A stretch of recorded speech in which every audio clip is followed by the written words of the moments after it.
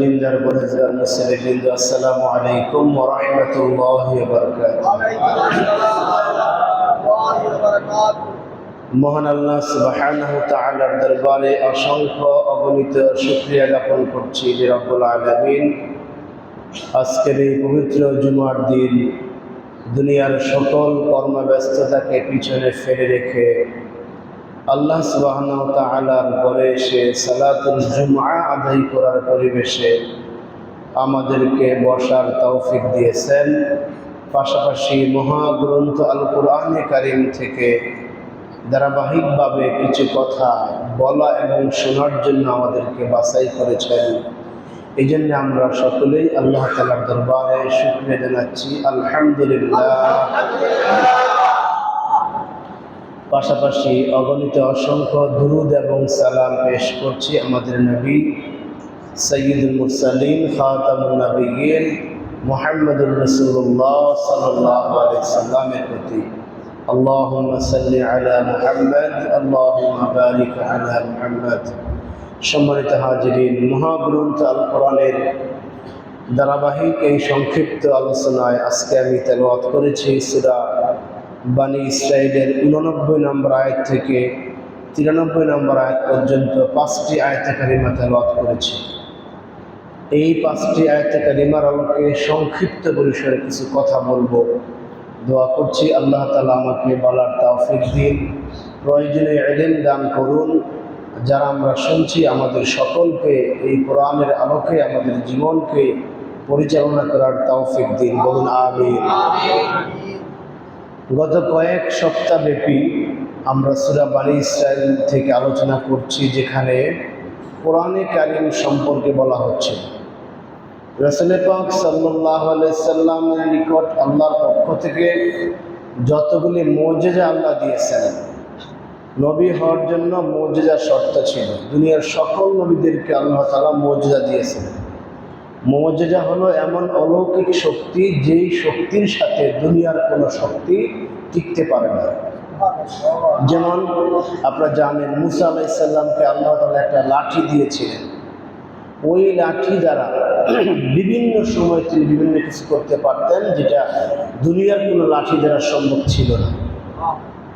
কখনো এই লাঠি সাপ হয়েছে, কখনো এই লাঠি লম্বা হয়ে কূপ থেকে বালতি তুলে নিয়ে আসছে, কখনো এই লাঠি লম্বা হয়ে বিশাল উপরের গাছ থেকে পাতা পেরে নিয়ে আসছে, কখনো এই লাঠি দ্বারা সমুদ্রের আঘাত করে রাস্তা হয়ে সমুদ্র পার হয়ে গেছে, কখনো লাঠির আঘাতে পাথর থেকে পানি বের হয়ে আসছে। এগুলো আপনারা সকলে জানেন, তাই না? ঈসা আলাইহিস সালামকে আল্লাহ তাআলা মুজিজা দিয়েছিলেন, এমন মুজিজা দিয়েছিলেন যে একটা মানুষ জন্ম অন্ধ, জন্ম থেকেই সে চোখে দেখে না। ঈসা আলাইহিস সালাম তার চোখের মধ্যে যখন হাত বুলাতেন, সাথে সাথে তার দৃষ্টিশক্তি ফিরে আসতো। সুবহানাল্লাহ। একটা মানুষ মারা গেছে, হাজার হাজার বছর আগে থেকে কবরে শায়িত করা হয়েছে। আল্লাহর হুকুমে তার একটা মুজিজা ছিল, সেই মৃত মানুষটাকে কবর থেকে জীবিত করা। পৃথিবীতে কারো পক্ষে, কোনো ডাক্তারের পক্ষে সম্ভব হবে? এটা সম্ভব হবে না। এরকম মুজিজা আল্লাহ তাআলা মুহাম্মদ সাল্লাল্লাহু আলাইহি সাল্লামকে দিয়েছেন। এর মধ্যে সর্বশ্রেষ্ঠ মুজিজা হলো আল কোরআন। সুবহানাল্লাহ। এই আল কোরআনের পরিচয় নিয়ে, এই আল কোরআনের কি দাবি এবং আল কোরআন আল্লাহ তাআলা কেন দিয়েছেন, মুহাম্মদ সাল্লাল্লাহু আলাইহি সাল্লামকে আল্লাহ তাআলা কেন কোরআন দিয়েছেন, এই সমস্ত বিষয়গুলি এই সূরাতে আমরা গত কয়েক সপ্তাহ ধরে আলোচনা করছি। তারই ধারাবাহিকতা আজকের যে প্রথম আয়াতটি 89 নম্বর আয়াত, সেখানে আল্লাহ বলতেছেন, ওয়ালাকাদ সাররাফনা লিন-নাসি ফি হাযিহিল কুরআনি মিন কুল্লি মাসাল। প্রত্যেকটা মানুষের জন্য এই কোরআনে আমি আল্লাহ তাআলা বিশদভাবে বিভিন্ন বিধিবিধান দিয়েছি, বলেন সুবহানাল্লাহ। প্রত্যেকটা মানুষের জন্য একেবারে মুহাম্মদ সাল্লাল্লাহু আলাইহি সাল্লাম যেদিন কোরআন পেলেন, ইকরা বিসমি রাব্বিকাল্লাযী খালাক, ওই দিন থেকে যত মানুষ পৃথিবীতে ছিল এবং মাঝখানে এসেছেন, বর্তমানে আছেন, কিয়ামত পর্যন্ত আসবেন, সে যে কোনো ধর্মের হোক, যে কোনো বর্ণের হোক, যে কোনো গোত্রের হোক, যে কোনো রাষ্ট্রের হোক, এই সবার জন্য আল্লাহ বলতেছেন যে আমি এই কোরআনকে দিয়েছিলাম মিন কুল্লি মাসাল। এই কোরআনের মধ্যে আমি তাদের জীবন চলার জন্য বিভিন্ন দৃষ্টান্ত, বিভিন্ন বিধিবিধান আমি দিয়েছি, যেটা অন্য কোনো ব্যক্তি, অন্য কোনো সংস্থা, অন্য কোনো এই সংগঠনের পক্ষ থেকে এরকম বিধিবিধান রচনা করা সম্ভব নয়। সুবহানাল্লাহ। এর আগের আয়াতে কিন্তু আল্লাহ চ্যালেঞ্জ করেছিলেন পৃথিবীর গোটা মানুষ সকল সহ যত জিন জাতি ছিল, আল্লাহ বলেছিলেন যে তোমরা যত জিন জাতি আছো, কুল্লা ইন ইজতামাআতিল ইনসু ওয়াল জিন্নু আলা আন ইয়াতু বিমিসলি হাযাল কুরআন, পৃথিবীতে যত মানুষ আছো এবং যত জিন জাতি আছে, জিন জাতিকে আমরা অনেক শক্তিশালী মনে করি এবং তারা শক্তি তাদের আছে। আল্লাহ বলেন সেই সমস্ত জিন এবং মানুষ তোমরা সবাই মিলে চেষ্টা করো এই কোরআনের মতো একটা কোরআন তোমরা রচনা করতে পারো কিনা। মানুষ চেষ্টা করেছে কিন্তু চেষ্টা করে পারে নাই। আরব বিশ্বের সেই ঐতিহাসিক কবি সাহিত্যিকগণ, যারা বিশ্ববিখ্যাত কবি সাহিত্যিক ছিলেন, যাদের রচনা এখনো আমরা ইউনিভার্সিটিগুলোতে করে থাকি, সুবহানাল্লাহ, এত মানসম্মত ভাষা, সাহিত্যিক, পাণ্ডিত্যিক এদের যেই ধরন ছিল, এত মানসম্মত ধরন ছিল, যেগুলো এখনো হার মানাতে কেউ পারে না। সেই সমস্ত কবি সাহিত্যিকরা চেষ্টা করেছিলেন এই কোরআনের মতো একটা কোরআন রচনা করার জন্য, কিন্তু তারা ব্যর্থ হয়েছে। সুবহানাল্লাহ। শুধু আক্ষরিক ক্ষেত্রেই নয়, আল্লাহ তাআলা এই চ্যালেঞ্জ কিয়ামত পর্যন্ত, আল্লাহ যে বললেন এই কোরআনে আমি মানুষকে বিধিবিধান দিয়ে মানুষকে এই সমৃদ্ধ করেছি এই কোরআনের মাধ্যমে, এই কোরআনে আল্লাহ তাআলা যতগুলি বিধিবিধান দিয়েছেন, এরকম বিধিবিধানও এর চাইতে উত্তম কোনো বিধান মানুষ এখনো রচনা করতে পারে না। সুবহানাল্লাহ। কোরআনে যতগুলো আইন আল্লাহ দিয়েছেন, যতগুলো বিধান দিয়েছেন, এই বিধানগুলি যদি সমাজে, রাষ্ট্রে প্রতিষ্ঠিত হয়, তাহলে এই সমাজটা একটা সুন্দর সমাজ হবে। হবে কি না? যেটা রাসূল পাক সাল্লাল্লাহু আলাইহি সাল্লাম মদিনাকে করেছিলেন। কিন্তু আল্লাহ বলতেছেন এত কিছু বলার পরও, এত কিছু বলার পরও, ফাআবা আকসারুন নাস ইল্লা কুফুরা, অধিকাংশ মানুষ বাদে, অল্প কিছু লোক মানুষ বাদে অধিকাংশ মানুষ এই কোরআনের ব্যাপারে আবার অস্বীকার করে থাকে। বলেন নাউজুবিল্লাহ। এই কথাগুলি অধিকাংশ মানুষ মানতে রাজি নয়, এই কথাগুলি অধিকাংশ মানুষ বিশ্বাস করতে রাজি নয়। মানুষ কিন্তু নামাজ পড়তেছে, এই মানুষগুলি নামাজ পড়তেছে, রোজা রাখতেছে, হজ করছে, যাকাত দিচ্ছে, নিজেকে মুসলমান বলে দাবিও করছে, অথচ যখন এই কোরআনের বিধান তার সামনে নিয়ে আসা হয়, এটা বাস্তবায়ন করেন, এটা মানেন, তখন এই আল্লাহ বলতেছেন ফাআবা, অধিকাংশ, আকসারুন নাস, অধিকাংশ মানুষই, ইল্লা কুফুরা, এই কুফরি করে থাকে এবং এই কোরআনকে অস্বীকার করে থাকে। ঠিক কিনা? এটা আমরা বাস্তবেই আমরা দেখি, বাস্তবেই আমরা দেখতেছি আমাদের মধ্যে অধিকাংশ মানুষ এই কোরআনকে মানে না। নামাজের কথা কোরআনে আছে, বহু জায়গায় আছে কিনা? নিজের বিবিকে পর্দায় রাখার কথা কোরআনে বহু জায়গায় আছে, হালাল খাওয়ার ব্যাপারে কোরআনে বহু জায়গায় আছে, সত্য কথা বলার ব্যাপারে কোরআনে বহু জায়গায় আছে, অসত্য, মিথ্যা, ধোঁকা, অন্যায়, চুরি, ডাকাতি, ছিনতাই, এগুলো পরিত্যাগ করার কথা কোরআনে বহু জায়গায় আছে। এগুলো কে না জানে? এগুলো অবৈধ কাজ, জেনার বিচার, সুদ, ঘুষ, দুর্নীতি, এগুলো কে না জানে? এগুলো অন্যায় কাজ, সবাই জানি আমরা। তারপরও কিন্তু মানুষ কোনো না কোনোভাবে এই সমস্ত অন্যায়ের সাথে লিপ্ত আছে। এটা আল্লাহ তাআলা বলেন, এটি বলেছেন যে আমি বিস্তারিতভাবে সুন্দর করে পুঙ্খানুপুঙ্খানু সব কিছু জানার পরও এই অধিকাংশ লোক কোরআনকে অস্বীকার করছে, নবী পাক সাল্লাল্লাহু আলাইহি সাল্লামকে অস্বীকার করছে, এবং কোরআনের মাধ্যমে আল্লাহ তাআলা যথেষ্ট প্রমাণ দেওয়ার পরও তারা সবাই অস্বীকার করছে। এটাই হলো বাস্তবতা। আমরা মুসলমান হিসাবে, মুমিন হিসাবে আল্লাহর কাছে আমাদেরকে ফিরে যেতে হবে। জীবনে আমরা যা কিছু করছি এর জবাব দিতে হবে। এই আত্মসমালোচনা, আত্মবিশ্লেষণ করে যদি আমরা নিজেরা চলতে পারি, তাহলে আমাদের উচিত হবে এই কোরআনের সমস্ত বিধানগুলি মেনে নেওয়া, কোরআনে যা আদেশ করেছেন সেগুলো পালন করা, যা নিষেধ করেছেন সেগুলো থেকে দূরে থাকা। এই যে কমপ্লিটলি একটা জীবন বিধান আল্লাহ কোরআনে দিয়েছেন, এটাকে আমাদের গ্রহণ করতে হবে। গ্রহণ না করলে মক্কার কাফেররা কোরআনকে তুচ্ছ মনে করে, রাসূলের বিধানকে তুচ্ছ মনে করে তারা যেরকম জাহান্নামের কীটে পরিণত হয়েছিল, আমরা মুসলমান হওয়ার পরও আমাদেরকে সেই জাহান্নামের কীটে পরিণত হতে হবে। আল্লাহ তাআলা আমাদেরকে বুঝার তৌফিক দিন এবং আমল করার তৌফিক দিন। ওয়াকালু লান নু'মিনা লাকা হাত্তা তাফরুজা লানা মিনাল আরদি ইয়ানবুআ। এই 90 নম্বর আয়াতে কারিমা থেকে পরবর্তী কয়েকটা আয়াতে কারিমা, এই 90 নম্বর আয়াতে কারিমা থেকে পরবর্তী কয়েকটি আয়াতের মধ্যে মক্কার কাফেরদের সাথে রাসূল পাক সাল্লাল্লাহু আলাইহি সাল্লামের একটি বিশেষ ঘটনা সম্পৃক্ততা রয়েছে। একদিন সন্ধ্যার পরে মক্কার কাফেররা এবং শীর্ষস্থানীয় যারা ছিলেন তারা মাঝে মধ্যেই বিভিন্ন বিষয় নিয়ে সন্ধ্যার পরে কাবার চত্বরে বসতেন। এটা তাদের একটা মোটামুটি প্রাত্যহিক একটা রুটিন ছিল। কাবার প্রান্তরে তারা বসতেন, বসে বিভিন্ন বিষয়ে তারা কথা বলতেন। ঠিক একদিন কুরাইশ নেতৃবৃন্দ আবু জেহেল, আবু লাহাব, উতবা, সাইবা, রবিয়া, ওলীদ ইবনে মুগীরা, আবু সুফিয়ান এরকম সহ শীর্ষস্থানীয় একদল লোক কাবার চত্বরে বসলেন সন্ধ্যার পরে। এটা তাদের ডেইলি ওয়ার্ক অথবা সাপ্তাহিক ওয়ার্কের একটা সিস্টেম ছিল। ওই দিন তারা সিদ্ধান্ত নিলেন যে মুহাম্মদ সাল্লাল্লাহু আলাইহি সাল্লামকে ডেকে নিয়ে আসা, তার সাথে আজকে আমাদের কিছু বোঝাপড়া হবে। দিন যত যাচ্ছে সে মুসলমানদের সংখ্যা বাড়িয়ে তুলছে। আমাদের ধর্মের থেকে লোকজন আমাদের ধর্ম ত্যাগ করে সে নতুন ধর্ম গ্রহণ করতেছে। আমাদের পিতা পুত্রের মধ্যে সে একটা ঝগড়া বাঁধিয়ে দিচ্ছে। আমাদের পিছনের পুরুষরা যে সমস্ত এই দিনই কর্মকাণ্ড পরিচালনা করতেন ওইগুলিকে সে বিভিন্নভাবে গালিগালাজ করছে। সুতরাং তাকে আজকে ডেকে নিয়ে আসো, আমরা তার সাথে কিছু বুঝা পরামর্শ করব। মুহাম্মদ সাল্লাল্লাহু আলাইহি সাল্লামকে খবর দেওয়া হলো।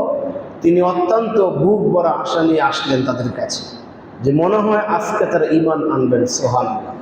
আর আল্লাহ রাসূল সাল্লাল্লাহু আলাইহি সাল্লাম এমন সরল মনা মানুষ ছিলেন, এমন উজাড় দিল সম্পন্ন মানুষ ছিলেন যে তার ভিতরে সবসময় পজিটিভলি চিন্তা তিনি করতেন। সুবহানাল্লাহ।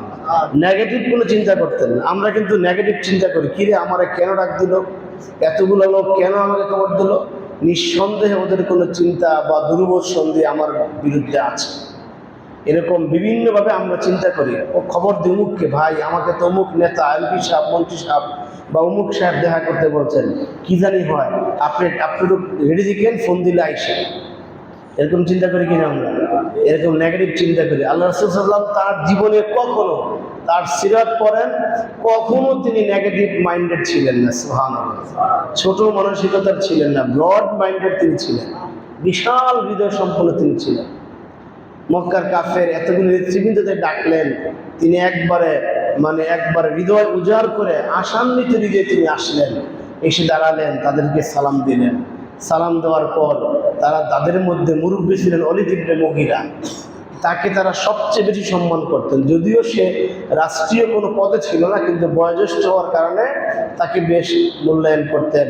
ওলীদ ইবনে মুগীরা তিনি আবার আস্তে কথা বলতেন, থইতুবান করতেন না। কিছু কিছু নেতা আছে থইতুবান করেন, ধর মার কাট ফালা, এরকম করে কিনা।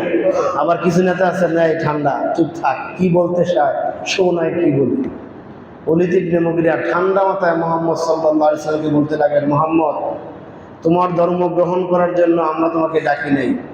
তুমি যে হাস্যোজ্জ্বল ভাব নিয়ে এসেছ, তোমার ধারণা মনে হয় আমরা তোমার ধর্ম গ্রহণ করব, এই জন্য আমরা আসি নাই। আমরা তোমাকে ডেকেছি তোমার কাছ থেকে কৈফিয়ত তলব করার জন্য। এক নম্বর কৈফিয়ত হলো, তোমার ধর্ম গ্রহণ করে আমাদের সন্তানরা আজকে বিপদগামী হচ্ছে। বলেন নাউজুবিল্লাহ। ইসলাম ধর্ম গ্রহণ করে কেউ কি বিপদগামী হয়? বরং তার ভাগ্য সুপ্রসন্ন হয়, সে ঈমানদার হয়, সে আল্লাহকে পেয়ে যায়, রাসূলকে পেয়ে যায়। সুবহানাল্লাহ।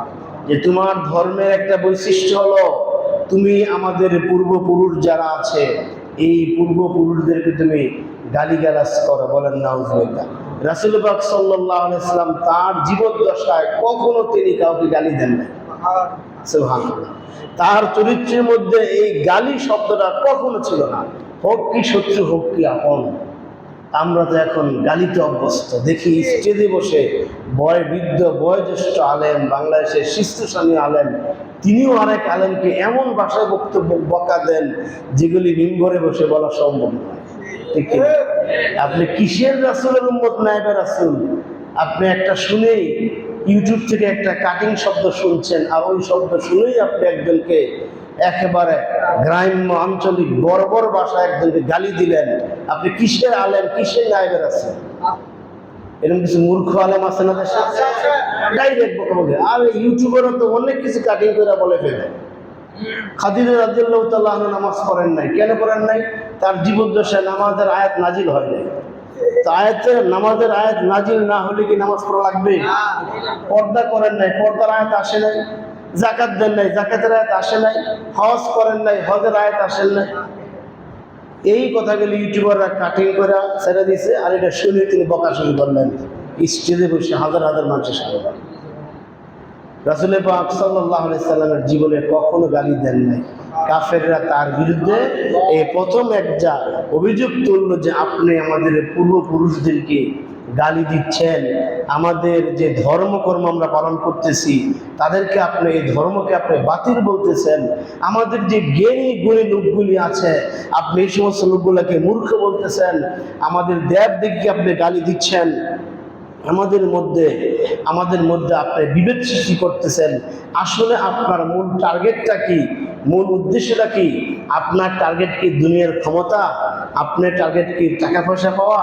যদি হয় তাহলে আপনি বলেন, আপনাকে টাকা পয়সা দিয়ে আমরা আপনাকে ধনী বানিয়ে দিব, অথবা আপনাকে ক্ষমতা দিয়ে আপনাকে আমরা এই রাজ্যের প্রধান বানিয়ে দিব। আপনি সেটা বলেন। দয়া করে আপনি আমাদের সমাজে নতুন ধর্মের প্রচার করে আপনি এখানে কোনো বিশৃঙ্খলা সৃষ্টি করেন না। এই কথাগুলি বলল ওলীদ ইবনে মুগীরা। বাকিরা সবাই বসে আছেন। আল্লাহ রাসূল সাল্লাল্লাহু আলাইহি ওয়াসাল্লাম একা সেখানে, কাউকে নিয়ে যান নাই। তিনি সেখানে একা আছেন, বাকিরা সবাই বসা যার যার চেয়ারে বা তৎকালীন যে আসন ছিল সেখানে বসে। আপনার উদ্দেশ্য কি আপনি বলুন। তখন রাসূল পাক সাল্লাল্লাহু আলাইহি সাল্লাম বললেন যে আপনারা আমার ব্যাপারে যা বলতেছেন এই কোনোটাই সাথে আমার সম্পৃক্ততা নাই। বলেন সুবহানাল্লাহ। এক নম্বর, আপনারা বলতেছেন আমি গালিগালাজ করে আমি সমাজের মধ্যে বিবাদ সৃষ্টি করতেছি, না, এটা আমার মধ্যে নাই। দুই নম্বর, আপনারা বলেছেন আমি টাকা পয়সা চাই কিনা, ক্ষমতা চাই কিনা, না, আমার টাকা পয়সা আমি চাই না, আমি ক্ষমতা চাই না। আমি যে উদ্দেশ্য নিয়ে আমি এসেছি, যে উদ্দেশ্য আপনারা জানতে চেয়েছেন, সেটা হলো আমি আল্লাহর পক্ষ থেকে নবী হিসাবে এসেছি আপনাদেরকে সুসংবাদ দেওয়ার জন্য, জান্নাতের সুসংবাদ দেওয়ার জন্য। বলেন সুবহানাল্লাহ। আমি আপনাদেরকে জাহান্নামের আযাব থেকে বাঁচাবার জন্য সতর্ক করতে এসেছি। বাশীরা ওয়া নাযীরা। আমার পদবি হলো আমি জান্নাতের সুসংবাদ দানকারী, অথবা আমার পদবি হলো আমি জাহান্নাম থেকে মানুষকে সতর্ককারী। আমি এটা এসেছি, এই জন্য এসেছি। আর আল্লাহ তাআলা আমাকে রিসালাতের দায়িত্ব দিয়েছেন, নবী হিসাবে আল্লাহ তাআলা আমাকে বাছাই করেছেন, আল্লাহ তাআলা আমাকে মনোনীত করেছেন। তিনি যদি আমাকে নবী হিসেবে বাছাই না করতেন, মনোনীত না করতেন, তাহলে আমি এই সমস্ত কথাগুলি বলার কোনো প্রয়োজন ছিল না। বলেন সুবহানাল্লাহ। এই কথা রাসূল পাক সাল্লাল্লাহু আলাইহি সাল্লাম যখন তাদেরকে কাছে বললেন, তখন সেই মূর্খরা, সেই কাফেররা এই কথা বলতে লাগলো, ক্বালু লান নু'মিনা লাকা হাত্তা তাফরুজা লানা মিনাল আরদি ইয়ানবুআ।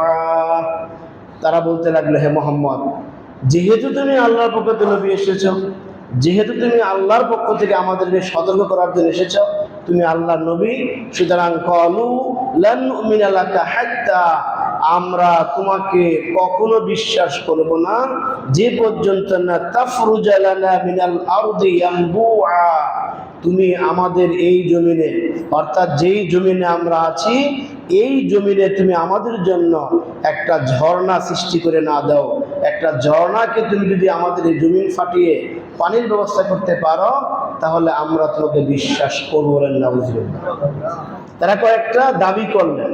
যখন তারা যেই মুহাম্মদ সাল্লাল্লাহু আলাইহি সাল্লামের বিরুদ্ধে যে সমস্ত অবাদগুলি দিলেন, আল্লাহ রাসূলকে অস্বীকার করলেন, না, আমি কিন্তু এই জন্যে আসিনি, আল্লাহ আমাকে নবুয়তের দায়িত্ব দিয়েছেন, আমি আল্লাহর নবী। এবার তারা পাল্টা প্রশ্ন করলেন, তাহলে তুমি যদি আল্লাহ নবী দেখো, তাহলে 1 নম্বর কাজ হলো তুমি এই ভূমিকে বিদীর্ণ করে তাফরুজা লানা মিনাল আরদি ইয়ানবুআ, এই ভূমিকে বিদীর্ণ করে আমাদের জন্য একটি নহর, একটি ঝর্ণা প্রবাহিত করে দাও। কারণ আমাদের এই আরব বিশ্বে পানির খুব অভাব, আমাদের এখানে পানির খুব অভাব। পানির জন্য আমরা ঠিকমতো গোসল করতে পারি না, খাইতে পারি না। এই পানির জন্য আমরা এই মক্কাতে আমরা কোনো ফসল ফেলতে পারছি না। ইরাকে, শামে, তায়েফে, ওই সমস্ত এলাকায় যথেষ্ট পানি আছে। তুমি আমাদেরকে কিছু পানির ব্যবস্থা করে দাও, তাহলে আমরা তোমাকে নবী হিসেবে মানব। এটা 1 নম্বর দাবি করলেন তারা। দ্বিতীয় দাবি, أو تكون لك جنة من نخيل وعنب فتفجر الأنهار خلالها تفجيرا। দ্বিতীয় দাবি হলো, তুমি জানো যে আমরা গরিব, অভাবী, আমাদের এই মক্কাতে কোনো প্রকার ফসল হয় না। আমাদের পার্শ্ববর্তী রাজ্য মদিনাতে বা আশেপাশে অনেক খেজুরের বাগান আছে। আমাদের পার্শ্ববর্তী রাজ্য তায়েফে, সেখানে অনেক আঙ্গুরের বাগান আছে, অনেক শস্য শ্যামল হয়। তুমি যেহেতু আল্লাহ নবী, তুমি তোমার রবকে, তোমার আল্লাহকে বলো তিনি যেন আও তাকুন আলাকা জান্নাতুম মিন নাখিলিন, তিনি যেন আমাদের মক্কাতে একটি খেজুরের বাগান তৈরি করে দেন, ওয়া ইনাবিন, এবং একটি আঙ্গুরের বাগান তৈরি করে দেন, ফাতুফাজ্জিরিল আনহারা খিলালাহা তাফজিরা, এবং সেই বাগানের মাঝখানে তিনি যেন ছোট ছোট খাল, যে ছোট ছোট খাল, নদীর উপশাখা তিনি যেন আমাদেরকে তৈরি করে দেন। বলেন নাউযুবিল্লাহ। এই মূর্খরা রাসূলের কাছে দাবি করতেছে খাল তৈরি করা, বাগান সৃষ্টি করা, পাহাড়কে সরিয়ে দেওয়া, এগুলো কি রাসূলের কাজ? কথা বলেন, রাসূলের কাজ? এটি কার কাজ? আল্লাহর কাজ। এগুলি আল্লাহ করবে। তারা বলতেছেন তুমি এগুলি করে দেখাও, অথবা আও তুসকিতাস সামাআ কামা যাআমতা আলাইনা কিসাফান আও তা'তিয়া বিল্লাহি ওয়াল মালাইকাতি কলিলা। তুমি যেহেতু আল্লাহ নবী, তাহলে তুমি আরেকটা কাজ করো। এটা তাদের 3 নম্বর দাবি।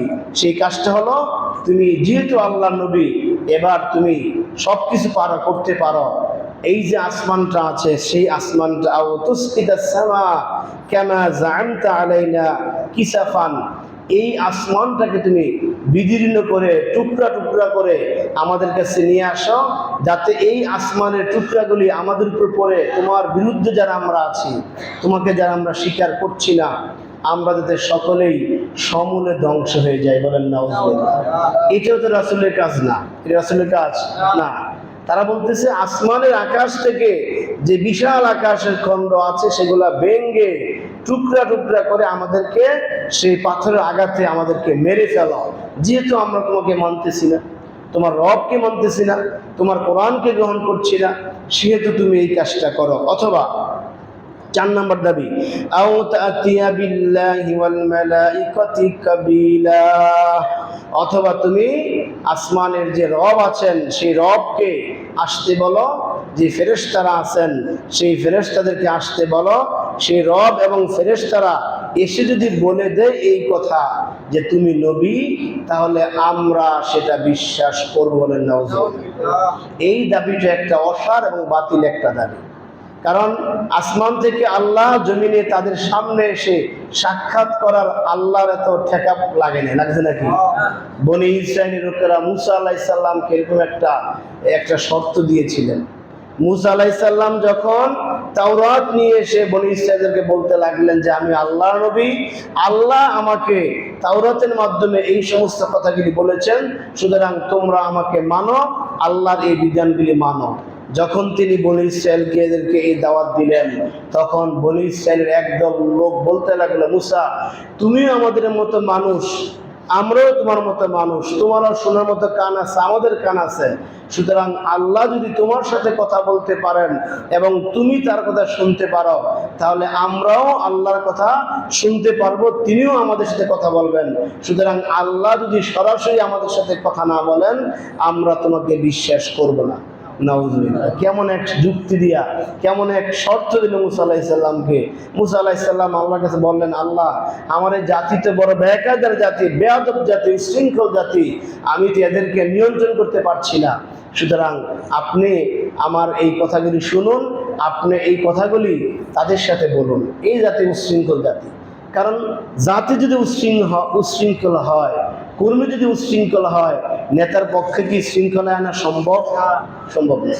রাসূল পাক সাল্লাল্লাহু আলাইহি সাল্লাম গোটা জাতিকে শৃঙ্খলায় নিয়ে এসেছেন এই কারণে যে গোটা জাতি আল্লাহকে ভয় করেছিল, গোটা জাতি রাসূলের আনুগত্য করেছিল।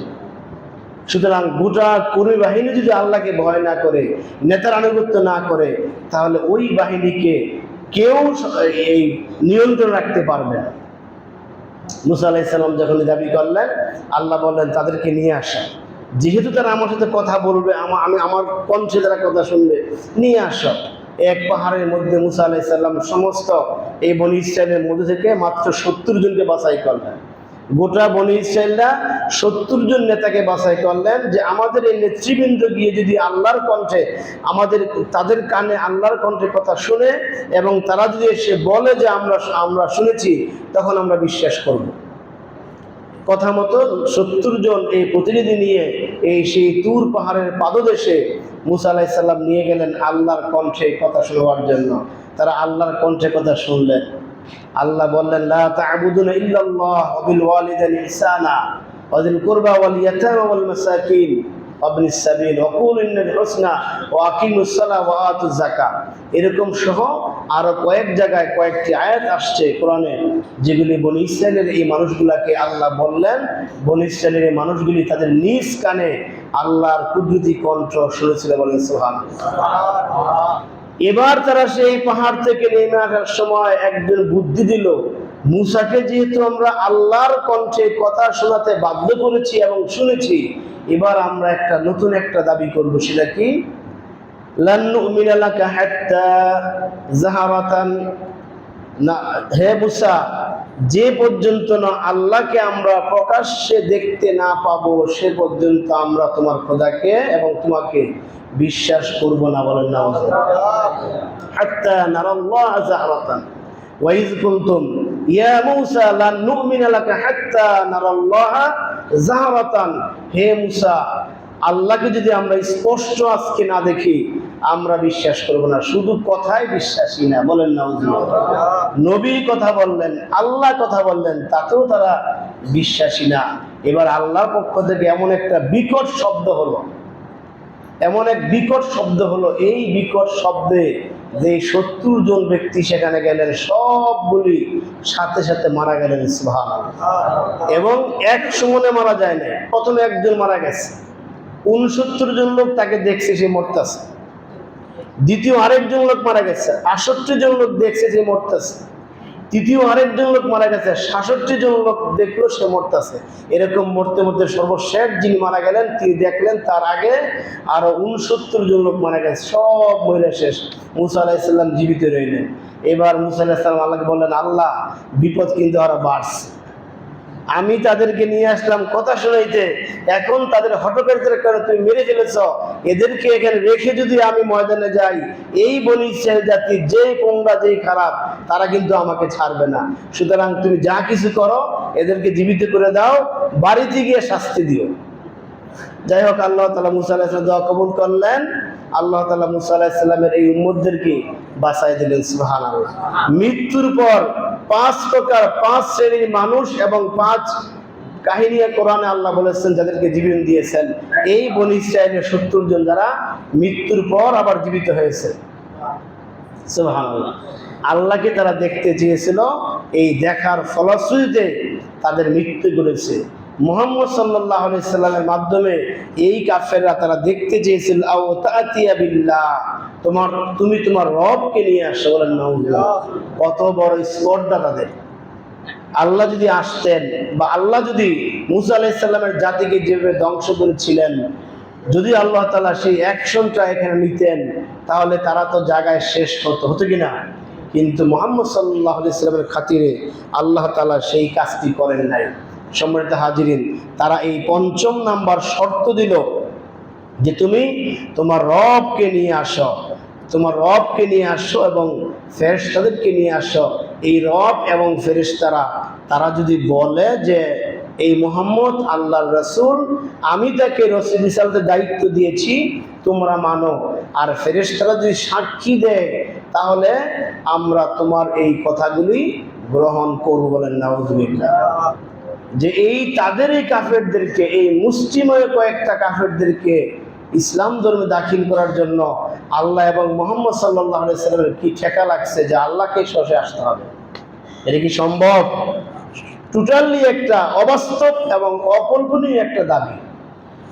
এরপরে তারা ৬ষ্ঠ নাম্বার দাবি করলেন, আও ইয়াকুনু লাকা বাইতুম মিন যুখরুফিন আও তারকা ফিস সামা। ৬ষ্ঠ নাম্বার দাবি হলো, হে মুহাম্মদ, তুমি যে আল্লাহর নবী দাবি করছো, আমরা দেখতেছি তুমি একবারেই একটা নিঃস্ব মানুষ, বাপ মা নাই, দাদা নাই, সব শেষ, তোমার কোনো বংশে বাতি জ্বালাবার মতো কোনো সন্তানও নাই। আল্লাহ রাসূলের কোনো পুত্র সন্তান জীবিত ছিল না, ছোটকালে সে মারা গেছে। আপনারা সব জানেন এগুলা, যে আমরা দেখতেছি তুমি নিঃস্ব, তোমার থাকার মতো ভালো একটা ঘর নাই। এই কথাগুলি ঠিক, কিন্তু আল্লাহ রাসূল যে ঘরে থাকতেন একেবারেই জীর্ণ শীর্ণ ঘর ছিলেন। দুনিয়ার লোভ লালসা, প্রসাদ, ৫ তলা ১০ তলা ২০ তলা বিল্ডিং, এরকম বিল্ডিং করার মতো আল্লাহ রাসূলের যথেষ্ট ব্যবস্থা ছিল, শান শওকত নিয়ে চলার মতো যথেষ্ট ব্যবস্থা ছিল, কিন্তু তিনি এটাকে গ্রহণ করেন না। আল্লাহ তাকে বলেছিলেন, আপনি কি দুনিয়া চান না আখিরাত চান? তিনি সাফ বলেছিলেন যে আমি আল্লাহ দুনিয়ার শান শওকত চাই না, আমি চাই কি? আখিরাত চাই। সুবহানাল্লাহ। যার ফলে আল্লাহ তাআলা তাকে আখিরাতে সম্মানিত করেছেন, মাকামাম মাহমুদা, সবচেয়ে বড় সম্মানিত জায়গায় তাকে আল্লাহ স্থান দিবেন। সুবহানাল্লাহ। সুপ্রিম পাওয়ার আল্লাহ তাআলা তাকে দুনিয়ায় দিয়েছেন, আখিরাতেও দিবেন। এটা কোনো মানুষের পক্ষে সম্ভব নয়। তিনি এমন একজন ব্যক্তি ছিলেন যেটা বলেছেন কিয়ামত পর্যন্ত উম্মতের জন্য এটা হালাল। সুবহানাল্লাহ। এটা ফরজ, এটা করতে হবে। যেটাকে না বলেছেন, নিষিদ্ধ করেছেন, কিয়ামত পর্যন্ত কোনো মানুষের পক্ষে এটাকে করার, জায়েজ করার কোনো সুযোগ নাই। আছে নাকি? নাই। সেই রাসূল সাল্লাল্লাহু আলাইহি সাল্লামকে তারা বলল, মুহাম্মদ, তোমার যেহেতু থাকার মতো ভালো একটা ঘর নাই, তুমি এক কাজ করো, আল্লাহকে বলো, আও ইয়াকুনা লাকা বাইতুন মিন যুখরুফিন, তোমার রব তো সবকিছু করতে পারে, তোমাকে যেন একটা স্বর্ণ দ্বারা নির্মিত একটি ঘর বানিয়ে দেয়। বলেন নাউযুবিল্লাহ। ৭ম নম্বর বললো, আও তারকা ফিস সামা, অথবা এই দুনিয়ার মধ্যে কষ্ট করে তোমাকে থেকে লাভ কি, তুমি আকাশে গিয়ে বসবাস করো। নাউযুবিল্লাহ। এই সমস্ত কথাগুলি তারা মুহাম্মদ সাল্লাল্লাহু আলাইহি ওয়াসাল্লামকে বললেন। ওয়ালান নুমিনা লিরুকিয়িকা হাত্তা তুনাজ্জিলু আলাইনা কিতাবান নাকরাউহু, শুধু আকাশে গিয়ে থাকলে হবে না, তুমি আকাশ থেকে একটা লিখিত কিতাব নিয়ে আসবা। যে কিতাব তুমি নিয়ে আসছো এটা তো লিখিত না, তুমি বলো আমরা শুনি, এইটুকু, এরকম লিখিত না। তুমি আকাশ থেকে একটা লিখিত কিতাব নিয়ে আসো, আমরা সেগুলো স্পর্শ করব এবং সেগুলা পড়ব। কিতাবান নাকরাউহু, সেই কিতাবটা আমরা দেখে দেখে পড়ব।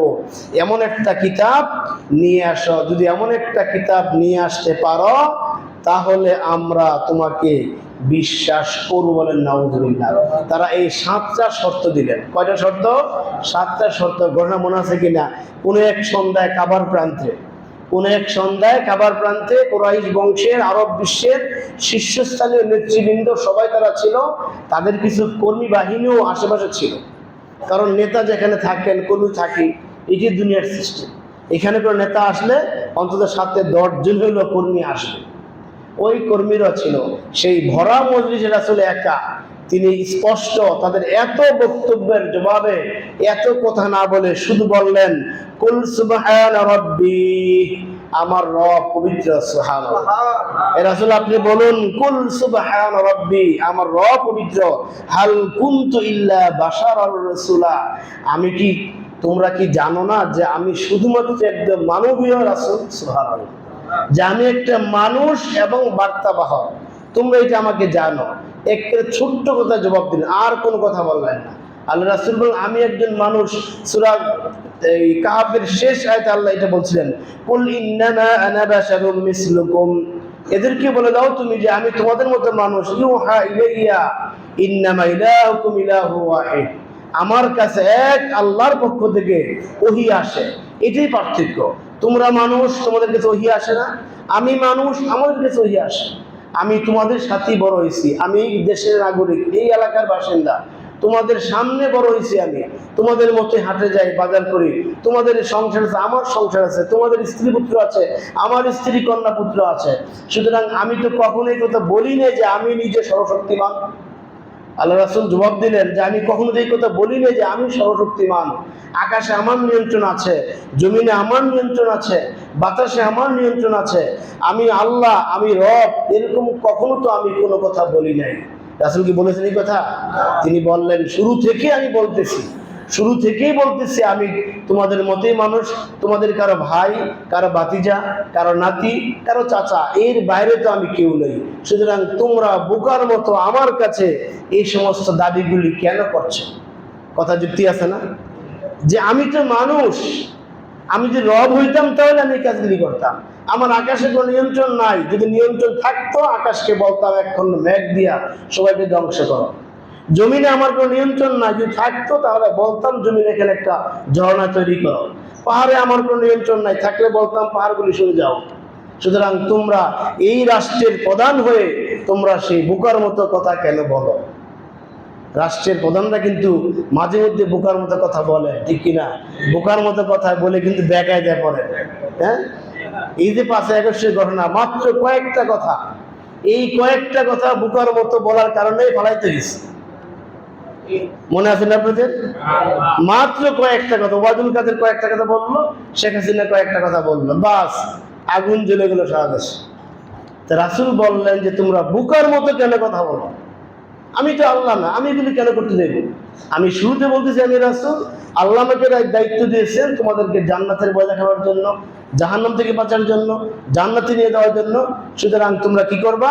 ফামান কানা ইয়ারজু লিকা রাব্বিহি, যদি তোমরা সেই রবের সন্তুষ্ট চাও, তোমরা যে আজকে রবের সন্তুষ্ট চেয়ে এই কাবার পাশে বসেছো, কাবাকে তওয়াফ করো, কাবাকে সিজদা করো, এদের মাধ্যমে তোমরা রবের সন্তুষ্টি চাচ্ছ, যদি চাও তাহলে ফালইয়ামাল আমালান সালিহা, ভালো কাজ করো, ওয়ালা ইউশরিক বিইবাদি রাব্বিহি আহাদা, কখনো এই রবের সাথে কাউকে শরীক করো না। সুবহানাল্লাহ। এমন ভরা মজলিসে সাহসের সাথে তিনি দাওয়াত দিয়ে চলে গেছেন। সুবহানাল্লাহ। আর আমরা করতাম তেনা গেলাম, হ্যাঁ সর্বনাশ, চেয়ারম্যানের কাছে গিয়ে তো আমরা শেষ, আমরা মৌলবীরা চেয়ারম্যান ডাক দিলেই শেষ। নেতার বাসায় গিয়ে বসে থাকে, নেতার নাম দেরা, সাহেব কই আপনি আসেন না কেন? দেখি না ফেসবুকে আমরা, নেতার বাসায় গিয়ে নেতাকে ডাক পারে, কই গেছেন, আসেন, বেরিয়ে আসেন। অথচ আল্লাহ রাসূল এই ভরা মজলিসে কাফেরদের শীর্ষস্থানে মজলিসের কথা স্পষ্ট করে বলে গেলেন, ফামান কানা ইয়ারজু লিকা রাব্বিহি, তোমরা এই কাবার তওয়াফ করে, মক্কার কাফেররা কিন্তু হজ করতো, কাবার তওয়াফ করতো, কাবার গিলাফ চেঞ্জ করতো, এবং এই কাবাকে সবচেয়ে বেশি সম্মান তারা করতো। আমরা যেরকম হৃদয়ে আমাদের কাবা, কোনো মুসলমানেরই কিন্তু কাবার প্রতি কোনো বিদ্বেষ নেই, আছে নাকি? একবার কাবাতে গেলে বারবার সে যেতে চায়, যায় কিনা? তার মন সেখানে ছুটে যায়, বছরে কয়েকবার যায়, তারপর তার সেখানকার আশা ফুরায় না, তৃপ্তি মিঠে না, হৃদয়ের যে ক্ষরণ সে দূর হয় না। মক্কার কাফেররা সেই কাবাকে এরকম কাবার গিলাফ চেঞ্জ করতো, তাওয়াফ করতো, এরকম কাবাকে তারা জীবনের চাইতে বেশি মূল্যায়ন করতো। কিন্তু আমলের মধ্যে ভেজাল ছিল। আমলে কি ছিল? ভেজাল ছিল। আজকে মুসলমানরাও আমাদের হৃদয়ে কাবা আছে, অন্তরে আল্লাহ আছে, কিন্তু আমলে ভেজাল আছে, আছে কিনা? কোরআন থেকে কথা বলতে গেলে মানতে রাজি না, রাজনীতি করতেছে, এই করতেছে, সেই করতেছে, মসজিদে বসে কেন এই সমস্ত কথা বলা হয়, বিভিন্ন ফতুয়া চলে আসে, আসে কিনা? না ভাই, আপনি যদি সত্যিকার অর্থে মুসলমান হতে চান, আল্লাহ বলেন যে ফামান কানা ইয়ারজু লিকা রাব্বিহি, সত্যিকার অর্থে তোমার রবের যদি তুমি সন্তুষ্টি চাও, তাহলে কোরআনে যা আছে সবগুলি গ্রহণ করো, হিংসা ছাড়ো, হিংসা ছেড়ে কোরআনের কাছে আসো, কোরআন যা বলেছে সে অনুযায়ী তোমার ব্যক্তি, তোমার পরিবার, তোমার সমাজ, তোমার রাষ্ট্রকে সাজাও। আল্লাহ তাআলা আমাদেরকে তৌফিক দান করুন, আমিন। সম্মানিত হাজিরিন, আল্লাহ তাআলার ঘরের জন্য প্রতি জুমাতে